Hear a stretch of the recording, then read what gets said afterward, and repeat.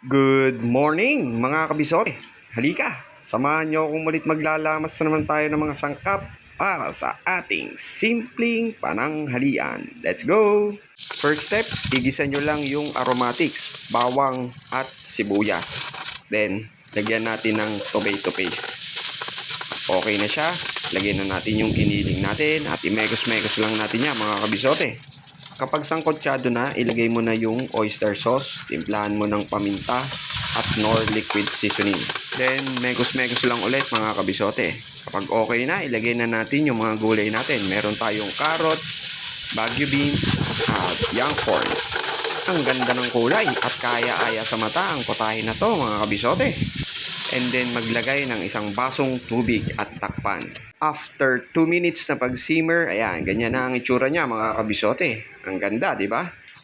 Kung nakukulangan kayo sa alat at kulay, dagdagan ninyo ng toyo at ilagay na yung bell pepper mga kabisote. And then, simpleng mekos-mekos lang yan.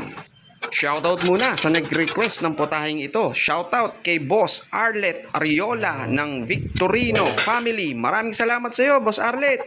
At naway makatulong ang simpleng recipe ni Kabisote.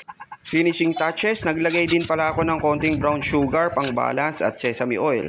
Oh, ano pang iniintay mo, Kabisote? Tara, kakain na!